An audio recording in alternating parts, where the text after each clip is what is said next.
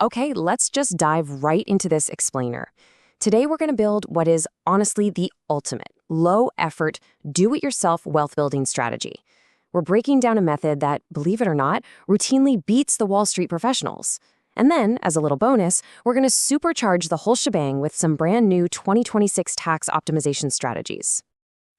Think about the real pain of traditional investing for a second. We're talking complex strategies, high-fee active management, and that absolute monster that is market volatility. Honestly, sometimes it feels like you need a finance degree just to survive out there. But what if true wealth building was actually simple? Well, this brings us to an absolute legend in the finance world, the late Jack Bogle. He's the founder of the Vanguard Group, and he literally revolutionized investing with one incredibly simple philosophy. Don't try to find the needle in the haystack, just buy the haystack.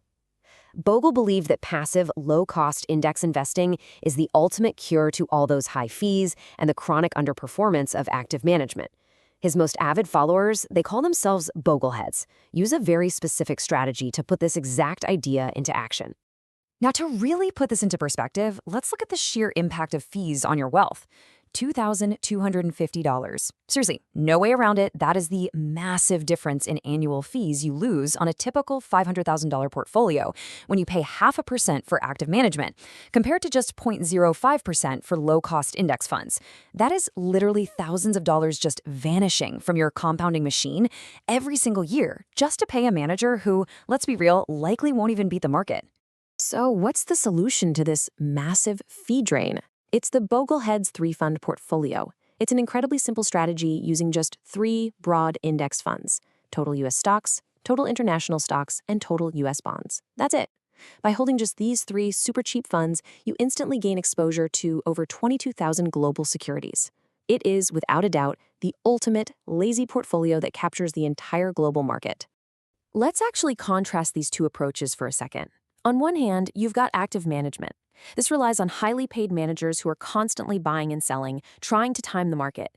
And what does that do? It creates high turnover, higher taxes, tracking errors, and of course, hefty fees. On the other hand, the 3-fund portfolio is highly diversified, incredibly cheap, and requires almost zero ongoing effort, aside from maybe occasionally rebalancing. You aren't trying to beat the market here, you're simply capturing the market's natural long-term growth. Okay, so if you want to take action right now, here is your exact blueprint. Depending on where you have your brokerage account, these are the exact index fund and ETF tickers you're going to need.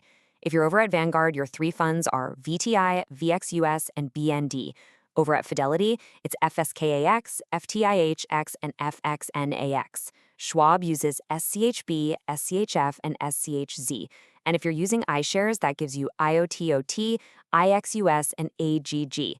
Literally, these are the specific tools you use to build your financial house. Now, think of the 3-fund portfolio kind of like a well-baked cake. A standard, moderate allocation for this might look exactly like a 50-30-20 split. That's 50% in U.S. stocks for your core growth, 30% in international stocks for that global diversification, and 20% in U.S. bonds to kind of smooth out the ride and provide some much-needed stability. But here's the thing, your allocation shouldn't just stay static forever. You need what's called a glide path. In your 20s and 30s, you want aggressive growth, right? So maybe you're doing 90% stocks and just 10% bonds. But as you enter your 40s and 50s, you want to slowly glide toward a more moderate mix. And then by your 60s, as you're creeping up on retirement, you shift to a much more conservative 65% stocks and 35% bonds. That's absolutely crucial to protect your hard-earned capital from any sudden market drops. All right, moving on to the next part of our explainer, upgrading to +1 and adding a little flavor to your core portfolio.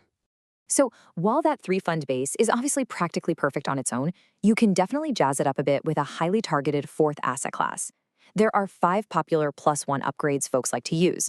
You might add REITs, that's real estate investment trusts, or even physical rental property for real estate exposure.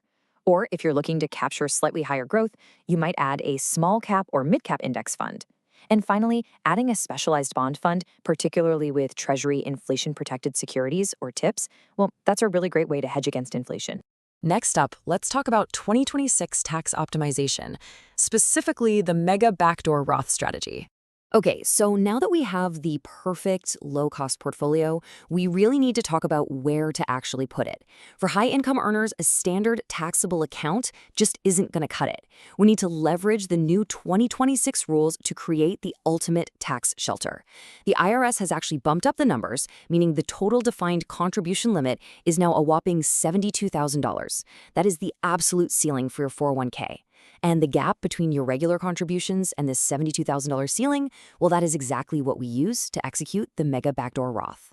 We also have to factor in the Secure 2.0 Act updates that are rolling out in 2026. If you're 50 or older, your standard catch-up limit increases to $8,000.